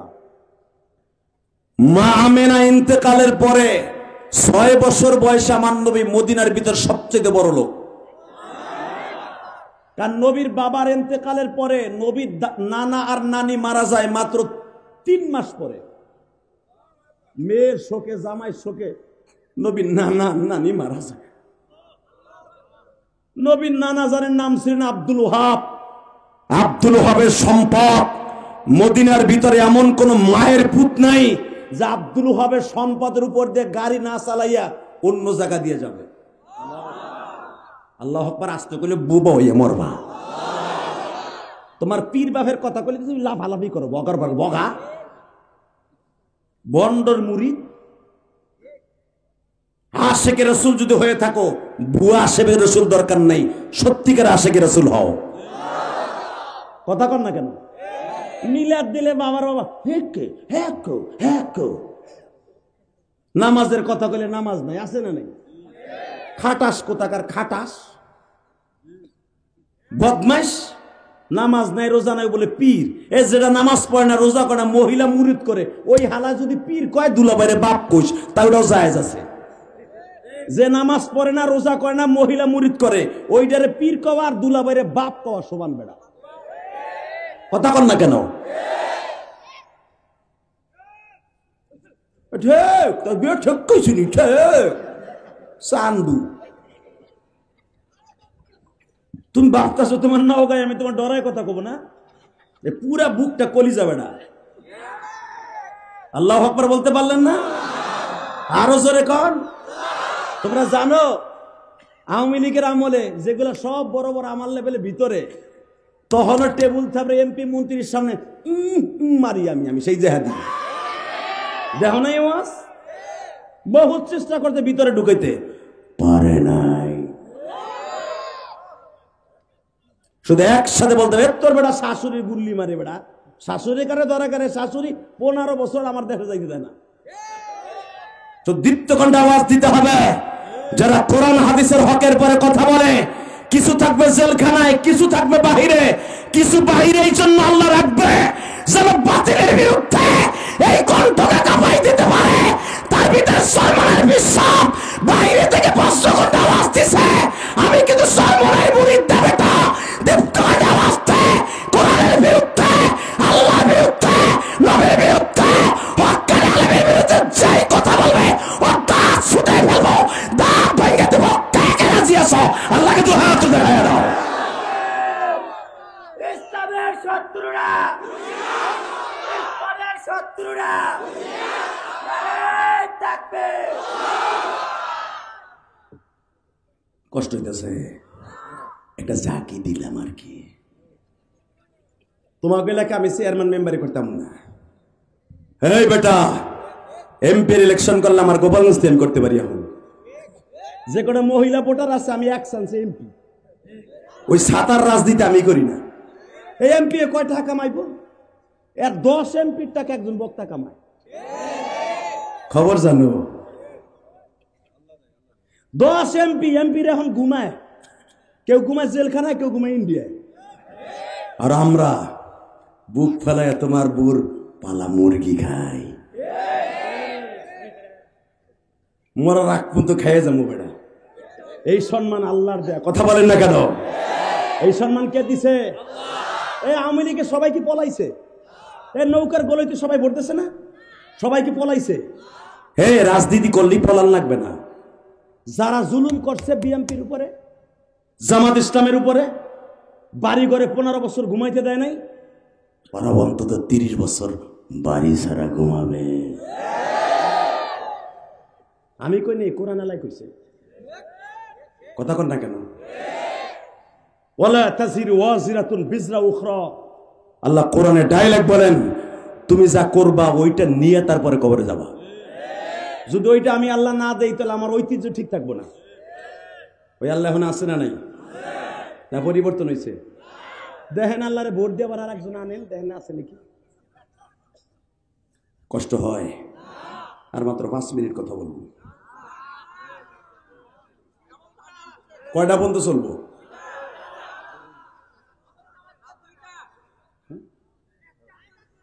কয়টা পর্যন্ত? জোরে কর। কয়টা? জোরসে বলো, আরো জোরে। কয়টা? জোরসে বলো। জোর হলো না। করবো একটা শর্তে, শুনবা? যে উঠবে আর লুঙ্গি টেনে ধরবা। তাহলে যেগুলো দাঁড়ায় আছে বহা, ওর প্যান ধরে টান দে, দে টান দে। যে দৌড় দিবে আর ধরবি, যে সাইড জোরে সাইডকে ধরবি। আরে রে এই এখন অর্ধেক হ্যাপলাই দিস, তুই অর্ধেক বুঝছিস খাও। লেড়াই বা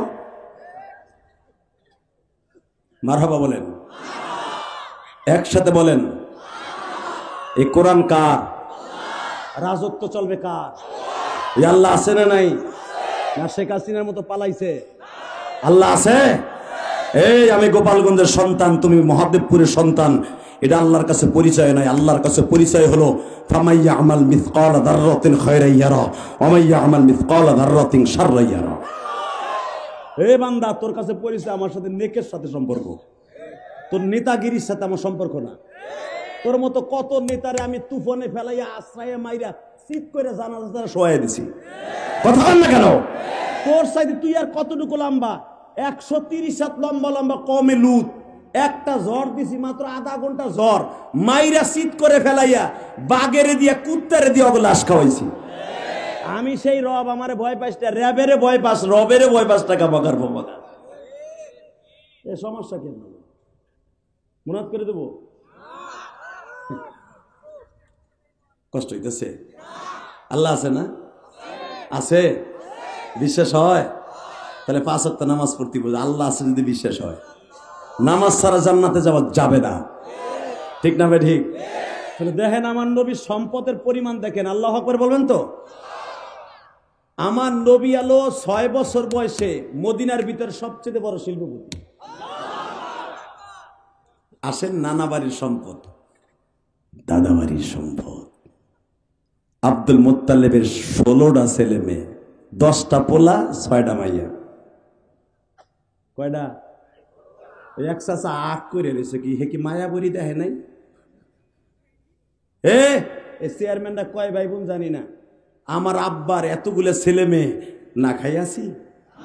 আমার বাবা পরের জমিতে কামলা দিয়ে আমার মতো ইলিয়াস রহমান জিহাদির 5টা পোলারে মানুষ করছে। সবাই এখন কোটিপতি, আলহামদুলিল্লাহ বলতে পারলেন না? এই যে বাজানের বাবা কয় ভাই বোন আমি জানি না। আগের মা বোনরা 6টা 7টা 11টা 12টা ভাই বোন থাকতো। মা প্রতি বছরে বছরে আমার ভাই বোন জন্ম দিত, খাইছো না? আর তোমাকে সরকার লিখে দিচ্ছে ছেলে হোক মেয়ে হোক 2টি সন্তানই যথেষ্ট। আর এখন বলতেছে একটা হইলেই যথেষ্ট। 2 দিন পরে কবে না হইলি ভালো, মগামগি বেহা হইয়া সারা জীবন হইয়া থাকবে, এটাই যথেষ্ট। এই চেয়ারম্যানরা যতগুলা ভাই বোন, বেটা চেয়ারম্যান হয় নাই? এই যে কইলে যে 7 ভাই বোন, 7 ভাই বোন, দেখো তো একটা অমানুষ হয়েছে নি? আর তোমার দুঃখা একটা হিরুনসি, এই যে দয়াল খাজা দিশনা সাজা, 2টার একটা হিরুনসি, আর একটা হলো এসপি সাহেবের মাইয়া, ও সি বাপের খুন করে। কথা কন না কেন? আর 6-7 বুবন কোনটা মানুষ হইতে দেখা তো? মা আগে লম্বা লম্বা সেপারা বুকে দিয়ে বলতো, হুজুর হাড্ডি আমার, মাংস আপনার। কথা কন না কেন? ফজর হওয়ার আগে মা ধাক্কায় উঠাই দিয়ে বলতো মক্তবে যা। আরে এখন তোমার বউ তোমার পোলার ব্যাগ কান্দে লইয়া কিডার গার্ডেনে যায়। ওই ও সেই রূপ। মাত্র 7 বছর বয়সের থেকে ছেলে বাংলাদেশের সুপারস্টারদের নাম জানে। সাকিব অপু কি করেছে সব ডায়লগ পারে। কথা কো আস্তে কথা বলে তোর হাতে নেরো বল, ঠিক না বেঠিক? হিন্দি ফিল্মে কতগুলা সুপারস্টার আছে তোমার 8 বছরের মাইয়াই জানে। কথা কোন? মনে রাখতে হবে আমাদের মা সন্তান ঠিক মতো পালতে পারে নাই। বছরে বছরে আমার মা আপনার মা সন্তান জন্ম দিয়েও সন্তান অমানুষ হয় নাই। আর সন্তানের পিছনে প্রতি মাসে 20-25 হাজার টাকা ইংলিশ টিচারকে দেওয়ার পরেও আমার পোলা এই যে গাঞ্জা দেয়। কারণ কি? কথা কন না কেন? একমাত্র আল্লাহর রহমত সরে যাওয়ার কারণে, আল্লাহর পরে বিশ্বাস কমে যাওয়ার কারণে। কষ্ট হইতেছে? আর মাত্র 5 মিনিট কথা বল। এই দেখো, শুধু একটা কথা বলবা, এই জমিনের মালিককে আল্লাহ আছে না? তাকাও এই দিকে। আমার নবীর নানা বাড়ির সম্পদের পরিমাণ দিলাম। দাদার বাড়ি আসো, 16টা ছেলে মেয়ে, এক একটা ছেলে মেয়েতে আব্দুল মুত্তালিবের উট পাইছে 750 করে। এখন হিসাব আপনি করেন, আমার করা লাগবে না। হাদিস থেকে বললাম 750 করে খালি উটই পাইছে। ওই জামানার উট এত লম্বা ছিল, এত দামি ছিল। এই জামানায় এক একটা উটের দাম 12 থেকে 12.5 লক্ষ টাকা, এক একটা উটের দাম। 12 থেকে 12.5 লক্ষ টাকা যদি এক একটা উটের দাম এই ডিজিটাল যুগে হয়, 750 এখন গুণ দাও। এক একজন কত কোটি টাকার মালিক আল্লাহু আকবার জোরে বলতে পারো না? এই সূত্রে আমার নবীর তো বাপ নাই। আব্দুল মুত্তালিব যখন মারা যায় তখন আমার নবীর বয়স 8 বছর 3 মাস 10 দিন। মারহাবা বলতে পারলেন না? 8 বছর 3 মাস 10 দিন বয়সে আমার নবী 750 কালে উটের মালিক। এটা হলো দাদা বাড়ির সম্পদ। 6 বছর বয়সে মদিনার সবচেয়ে ধনী আমার নবী। 8 বছর বয়সে আমার নবী মক্কার ভিতরে 750 উটের মালিক। এইবার আসেন 25 বছর বয়সে বিয়ার পরে, এই যে সহজে বুঝে লাইছেন। 25 বছর বয়সে আমার নবী দেখেন কত সম্পদের মালিক। মক্কার ভিতরে, মক্কার নাম তখন মক্কা না, মক্কার নাম ছিল বাক্কা। কি নাম? জোরে কান। আল্লাহ যারা বাক্কা আসতে কবে কোরআন শরীফের কথা, বিচার তোমার কাছে দিলাম। আমি আগে পড়ি মক্কার নাম কি, আগে কোরআন শরীফ পড়ি। হ্যাঁ, ইন্না আউয়ালা বাইতি উযিয়া লিন-নাস লাল্লাযী বিবাক্কাতা মুবারাকান ওয়া হুদাল লিল আলামিন।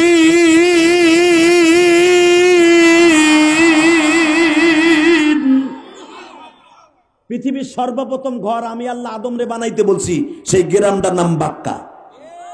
নাম কি? জোরে কন, আরো জোরে। জোর হলো না? যতবার বাক্কা বলবেন ততবার আপনি 119টা সওয়াব পাবেন। নাম কি? জোরে খাও, জোরসে বলো। জোর হলো না? সারা জীবন তো ধানের শিশার নৌকার টানি ফেলা কইলা হুজুর কইলা, আল্লাহর নামটা একটু লও না। নাম কি?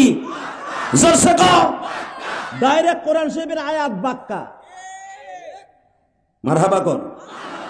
এই বাক্কা যদি আপনি অন্তর দিয়ে নেন, আপনি মক্কায় যাইতে পারবেন। এবং এই আয়াতটা কাবা ঘরের সাথে খোদাই করা, স্বর্ণের দরজার সাথে খোদাই করা। কি মনে করলেন এই আয়াতটা? কষ্ট হইতেছে না? আর বেশি কষ্ট দিন না। ভালো লাগিচ্ছে? ভালো লাগিচ্ছে জন্য আমার নিয়ে ইচ্ছে। মারহাবা বলেন। আপনাদের ভাষা আমার খুব ভালো লাগে। হুজুর ভালো লাগিচ্ছে, কি সুন্দর জাতা দিয়ে দিয়েছে, ভালো লাগিচ্ছে, আমিও তো এই জন্য আসিচ্ছে। আলহামদুলিল্লাহ বলেন। কষ্ট হইতেছে না? জানি আপনাদের কষ্ট হবে না, কারণ কোরআনের কথাগুলি তো। আসেন, আমার নবী 25 বছর বয়সে ওই যে মা খাদিজার বাড়িতে গেছে 17 বছর বয়সে। আসেন এদিকে। 17 বছর বয়সে মা খাদিজার বাড়ি যাইয়া সর্বপ্রথম আমার নবী ছাগল চড়াইছে।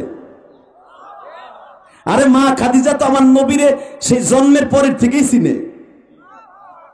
কারণ মা খাদিজা যখন আমার নবীরে দেখতে যায় তখন আমার নবীর বয়স মাত্র 4 দিন। কয়দিন? জোরে কন। মা আমেনার কোলে আমার নবী দুধ খাইতেছে 4 দিন। আমার নবী 17 দিন মায়ের স্তনের দুধ খাইছে। 17 দিন দুধ খাইছে আমার নবী তার নিজের আপন মায়ের। এরপরে চলে গেছে হালিমার বাড়ি। টাকা নেই দিকে। ওই 17 দিনের 4 দিন আমার নবী মার কোলে সাদা একটা রুমালে পেঁচানো। আব্দুল মুত্তালিবের বাড়িটা এখনো আছে, যে দেখবেন, এই হাজিরে জিজ্ঞেস করেন, যেই ঘরে আমার নবী জন্ম নিয়েছে ওই ঘরটা এখনো ওইরকমই আছে। কিয়ামত পর্যন্ত ওই ঘরটা রুমি থাকবে। তো ঘরের সদর দপ্তরে মা আমেনা আমার নবীর লয়ে বয়ে রয়েছে, কারণ ছেলেটার বাপ নাই। সবাই লাইন ধরে দেখতে আইছে। যারা দেখলে চোখের জুতি বাড়ে, যারা দেখলে ঘন্টার পর ঘন্টা তাকাই থাকলে ক্ষুদে লাগে না, যার সে জন্মের পরে পুরো ঘর আলো হয়ে যায়, যারে কোলে নিলে সারা জীবনের লেগে শরীরের থেকে আতরের ঘেরান আসে। এই ছেলেরা কে না দেখতে আসে?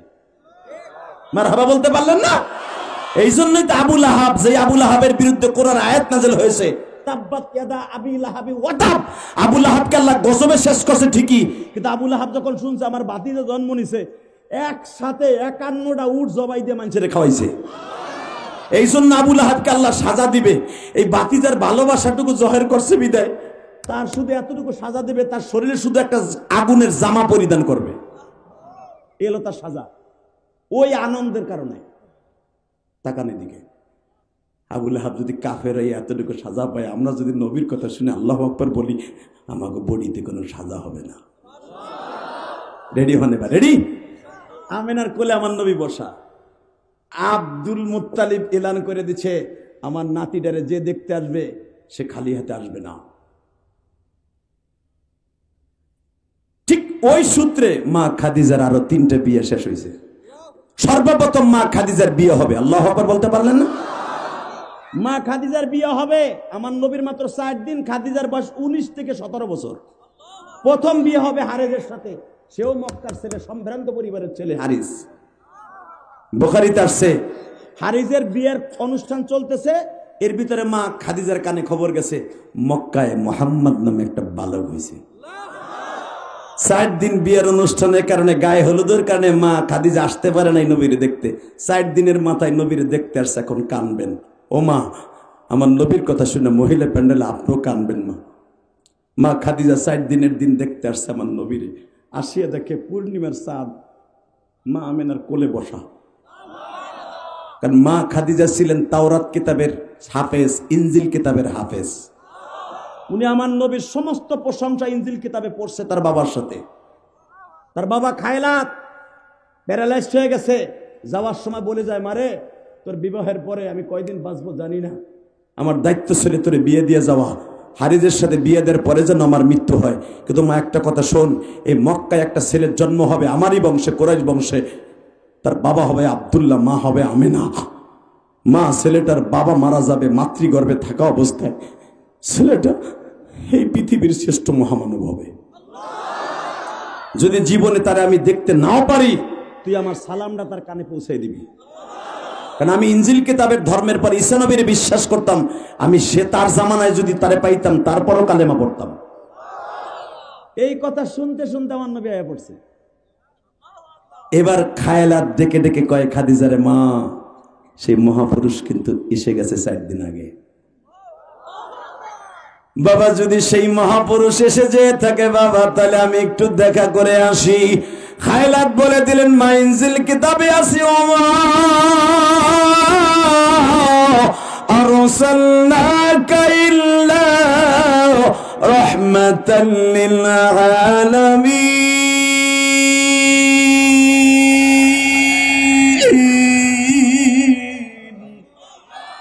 সে শুধু মক্কার রহমত থাকবে না মা, কুরাইশ বংশের রহমত না, সারা দুনিয়ার রহমত। এই প্রশংসা শোনার পরে কে না তারে ভালোবাসে। মা খাদিজা ওই জামানার 2000 স্বর্ণ মুদ্রা, এই জামানার 8 কোটি টাকা। ধর, আমি আর ওয়াজি করি না। 1.5-2 ঘন্টা এখনো পর্যন্ত বেটাকে সুবহানাল্লাহ বলাইতে পারলাম না। 18 বছর ধরে বলে আবার ওয়াজ হয়। এইবার লাস্ট চান্স, যদি আমার মন মতো ওয়াজ করবো নাহলে যাবো। রেডি? মা খাদিজা 8 কোটি টাকা নিয়ে নবীরে দেখতে আসছে। তুর্কের থেকে পৃথিবীর শ্রেষ্ঠ একটা আতর নিয়ে আসছে। নবীর জন্য পৃথিবীর সর্বশ্রেষ্ঠ একটা স্বর্ণের প্লেট নিয়ে আসছে। ওই জামানার নিয়ম ছিল, কোন দামি সন্তান দামি বংশে জন্ম নিলে তার মুখের মধ্যে স্বর্ণের চামিচ দিয়ে ক্ষীর খাওয়াইত। মা খাদিজা পৃথিবীর শ্রেষ্ঠ একটা স্বর্ণের চামিচ নিয়ে আসছে।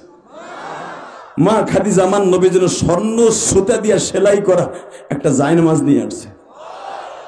আরে আমার নবীরে এমনি খাদিজা আমার নবীরে পাইছে। খাদিজা যখন আমেনার হাতে তুলে দিছে, আমেনাও কান্দে, খাদিজাও কান্দে। এই 60 দিনের ভিতরে কোন মহিলার কোলে আমার নবীরে আমেনা দেয় নাই। এবার আপনি কানবেন। আমেনা খাদিজারে দেখাই খাদিজার কোলে আমার নবীরে তুলে দিছে। আল্লাহ সেই কথা বলে, ওয়ালা সাউফা ইউতিকা রাব্বুকা ফাতারদা। নবী খাদিজার বাড়ি আপনারে পাঠাইয়া আপনার দিনটাকে আমি আল্লাহ ঘুরাই দিছিলাম। মনে নাই আপনার নবী? মনে নাই? খাদিজার নবীরে পাইয়া 2 গালে 2টা চুমা দিয়ে দিছে। এবার আমি কেন কানতে বলছি, আপনি এখন কানবেন। নবীর প্রেমে পড়ে কানলে আপনি জাহান্নামে যাবেন না। বাজানরে, মা খাদিজা যখন চুমা দিছে, মা খাদিজার শরীর থেকে আর কোনোদিন বদগন্ধ আসে নাই। এ কলিজার বাইরা, আমার নবীর চুমা দিয়া যখন খাদিজা রিটার্ন দিতেছে তার শাশুড়ির কাছে, আমিনার কাছে, মা আমিনা বলতেছে, আপনার কোলে আমার মোহাম্মদ যাইয়া মুস্কি মুস্কি কেন হাসলো? আমি আপনার একটা কথা বলে দিয়ে যাই, মোহাম্মদের তো বাবা নাই। যদি মোহাম্মদ কোনদিন মা হারায় ফেলে, আপনাদের মতো মেয়েরা আমার মোহাম্মদকে মায়ের আদর দিয়ে, আমার আল্লাহ বলে জিবরাইল রে, এই কথাটা রেকর্ড কর রে জিবরাইল।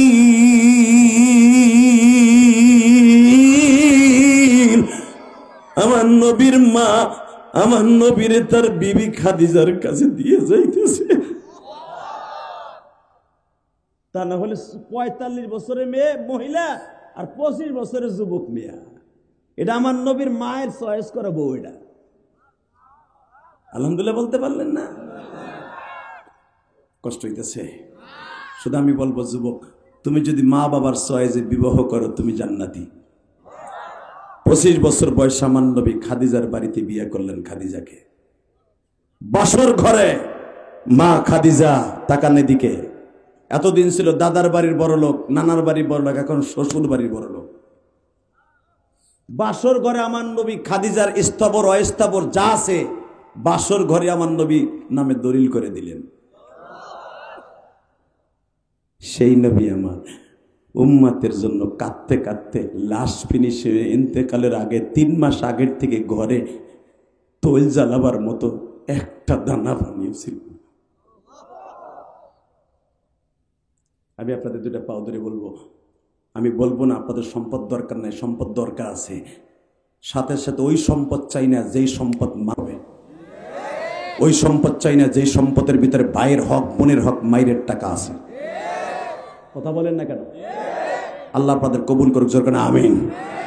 যুবক আমার এই এত সময় মেহনত করার পিছনে একটা আওয়াজ দিবি, জানি নাই মাজমার মধ্যে কার মা নাই, কার বাবা নাই। মোনাজাতের আগে একটা লোক এই ময়দান ছাড়বে না। কে কে রাজি আছো? দেখে আল্লাহকে হাত তুলে দেখাও। আমি মোনাজাতের আগে কেউ ময়দানটা ছেড়ে যাবি না ভাই।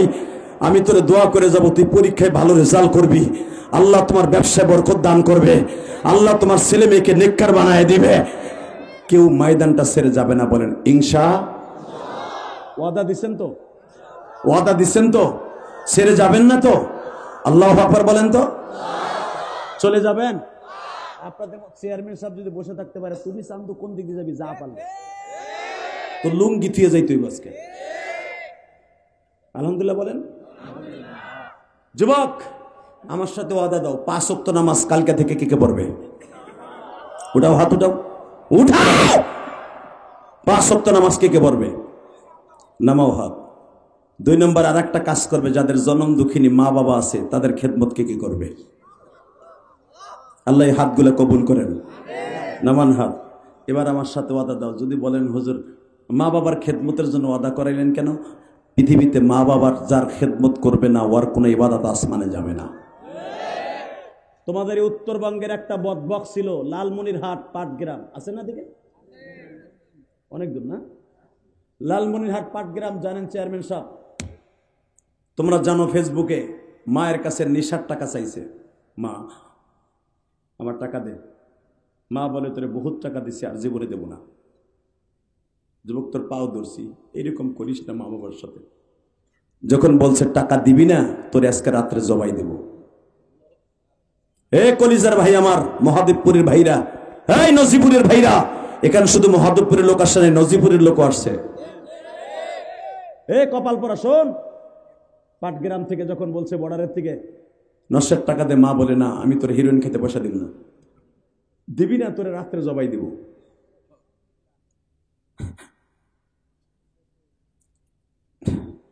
আরে মারে দুঃখী দিব। পাটগ্রাম বর্ডার থেকে চায়না চাকু কিনে নিয়ে আসছে।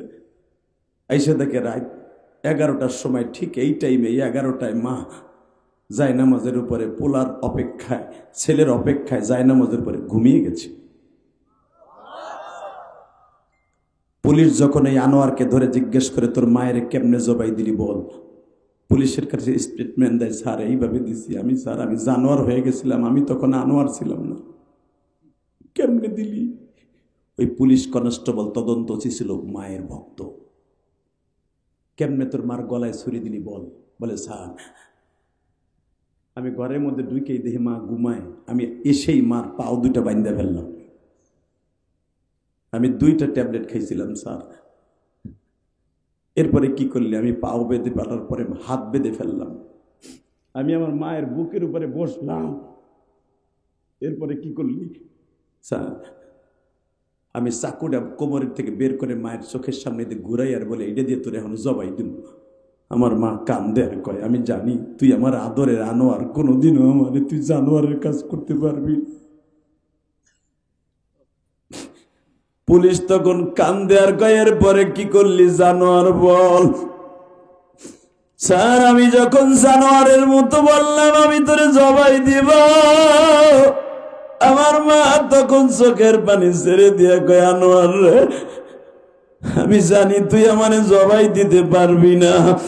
স্যার আমি তখন মায়ের চোখ বান্ধে ফেললাম, আমার মায়ের হাত বান্ধা, চোখ বান্ধা, পা বান্ধা। মা সিটা সিটি করে আর কয়, আনোয়ার রে আমি বুঝে ফেলছি তুই আজকে জানোয়ার হয়ে গেছ, আমারে তুই ঠিকই জবাই দিবি আনোয়ার। জবাই দেওয়ার আগে আমার চোখের বাঁধনটা ছেড়ে দে। তদন্ত সে জিজ্ঞেস করে, কেন তুই চোখের বাঁধনটা ছেড়ে দিতে বলল? স্যার এই জন্য বলেছে, আমার মা বারবার বলতে জানো আমি মৃত্যুর আগে তোর একটু পরাণ খুইলা দেখে যাই।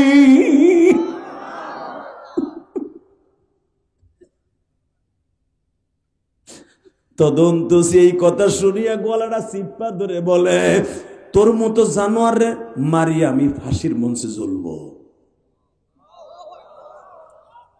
কলিজার ভাই আমার, এই আনোয়ার এখনো জেলখানায় চাইয়া দেখ, আমার বাজানটা কান্দে। আমি ইলিয়াসুর রহমান জিহাদি 12 বছর বয়সে মা হারাইছি। আমার মা ইন্তেকালের আগে বলছিল, এই কোরআন আমার হাতে, চেয়ারম্যান সাহেব ইলিয়াস রে কোনোদিন যদি টাকার মালিক হস একটা মসজিদ মাদ্রাসা বানাইস। ভাই আমার এই রক্ত পানি করা ওয়াজের টাকা দিয়া বাড়ি 2টা বাড়ি বেচা আমি ঢাকা কেরানীগঞ্জ বাবুবাজার ব্রিজের গোড়ে একটা মসজিদ বানাইছি 4 কোটি টাকা খরচ করে। তোমরা ইউটিউবে দেখেছো, মাদ্রাসা বানিয়েছি কোটি কোটি টাকা খরচ করে। কেন বানাইছি জানো? জানো আমার মায়ের ওসিয়ত ছিল, ইলিয়াস কোনোদিন টাকার মালিক হলে মসজিদ মাদ্রাসা বানাবি। আমি আমার মাকে জীবনে আমার ইনকামের টাকা দিয়ে 1 খিলি পান খাওয়াইতে পারি নাই, যদি আমার মালিক আমার মায়ের খাওয়ায় এই নিয়ত করে মসজিদ বানাইছি। ভাই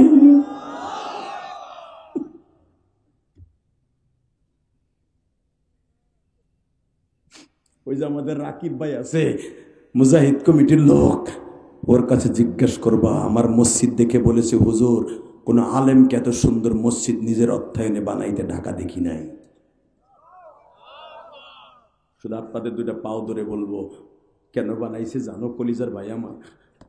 আমার মাকে যেন আল্লাহ মাফ করে দে, আমার মা যেন বলতে পারে আমার ইলিয়াসকে নিয়ে আমি গর্ব করছি, আল্লাহ আমার ইলিয়াসকে তুমি মাফ করে দাও।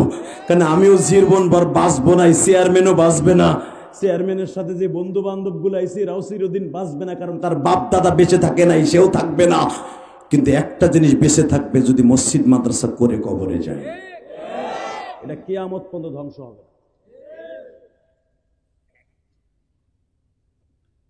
আমি 2011 সালে আমার আব্বাকে সাথে নিয়ে আমি হজ করছি। 2011 সালে যখন আমার আব্বা আমার সাথে হজের সফরে ছিলেন, যুবক তোর পাও দুইটা ধরছি এখন কানবি, ওই দেখ আমার আলেম ভাইরা চোখ মুছে, কেন জানোস?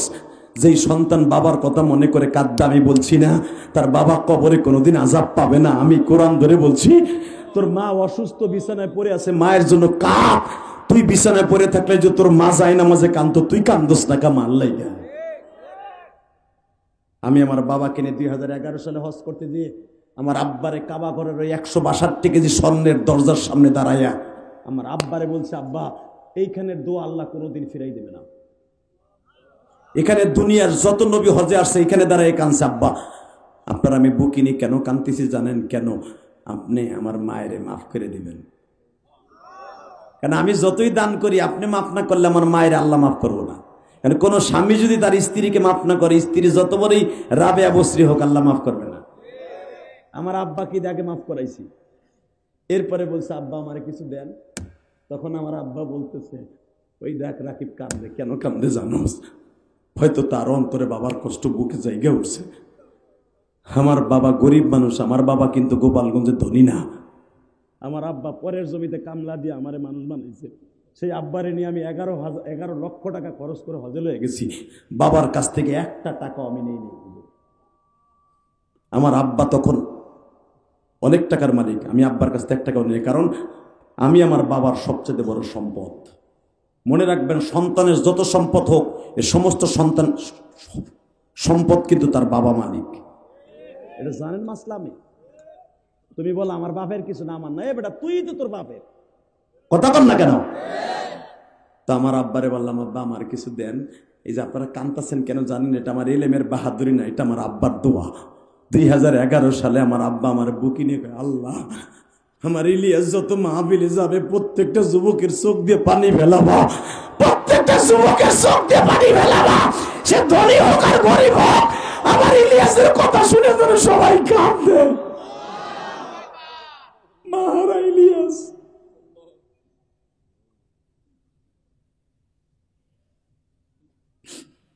আমার 2 বাপ বেটার কান্না দেখে পুলিশ জিজ্ঞেস করে, ইয়া হাজমা ইয়াবকি কান্দুস কে তোরা? আমি বললাম, আনা আবি, এইটা আমার বাপ। তোর ইনতা আবি, তোর বাপ? নাম আমারে বলতেছে, হুমা জান্নাতুকা আও নারুকা। পুলিশ হাদিস কয়, এইটা তোর বাপ, এইটা তোর জান্নাত, এইটা তোর জাহান্নাম।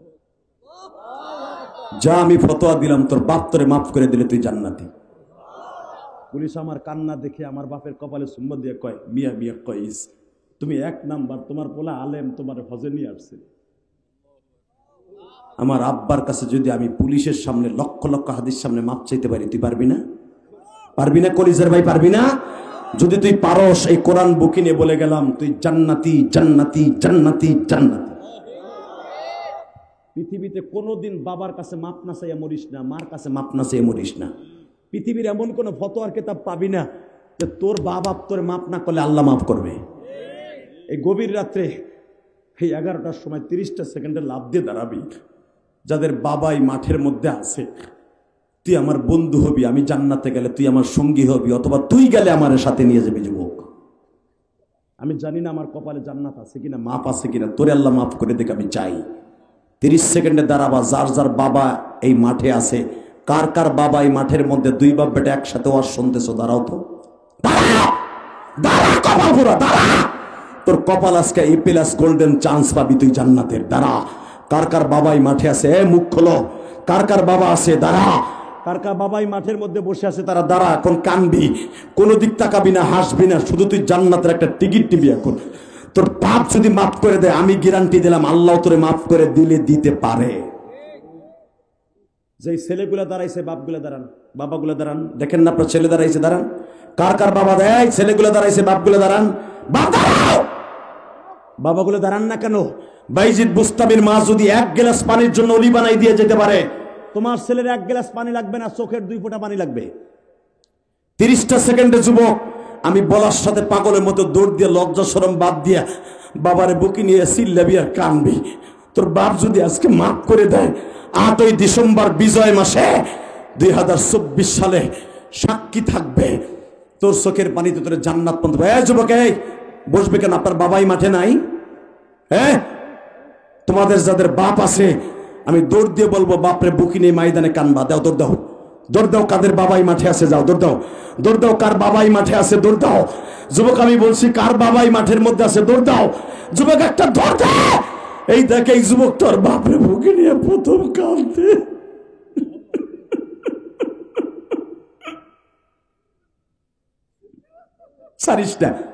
সারিস না, বাবার কোলটা সারিস না। আরে তোর বাবা কত তোরে কোলে নিয়ে মহাদেবপুর গেছে রে মার্কেটে, তুই অসুস্থ হলে কত হসপিটালে তোর বাবা এইভাবে বুকি নিয়ে চিল্লাইছে, দৌড়াইছে। যুবক, এই 8ই ডিসেম্বর এই গভীর রাত্রে মহাদেবপুর নওগাঁছিলা বসে তুমি আল্লাহকে দেখাই দাও। এই হাজার হাজার মানুষ কাঁদতে থাকো, জোরে জোরে চিল্লাও আর কাঁদো।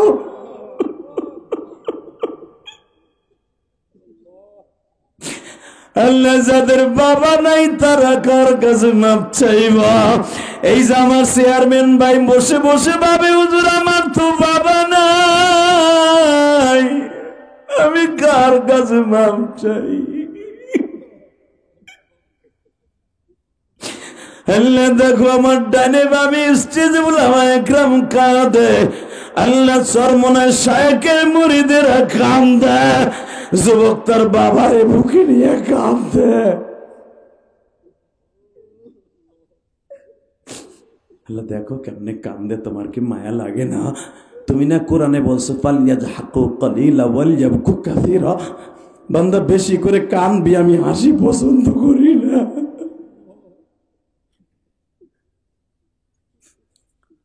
মহিলা প্যান্ডেলে আমি বলবো, মা আপনার মেয়েটারে বুকি নিয়ে কান্দেন না, আপনার মেয়ে কাছে থাকলে মাফ করে দেন বুকি নিয়ে। মা এ যুবতী, তোমার মা না থাকলে তোমার শাশুড়ি আছে না, শাশুড়ি না থাকলে দুইটা বোন একসাথে বাবার বাড়ি বেড়াইতে আইসো, আর শুনতে আসছো, এক বোন আর এক বোনরে বুকি নিয়ে কান্দো, দুইজনের চোখের পানির খাতিরে বাবা মাকে আল্লাহ মাফ করে দিবে। আল্লাহ আজকের মাজমাকে কবুল করে। বসো ভাই, বসো কলিজার ভাই আমার, বসো।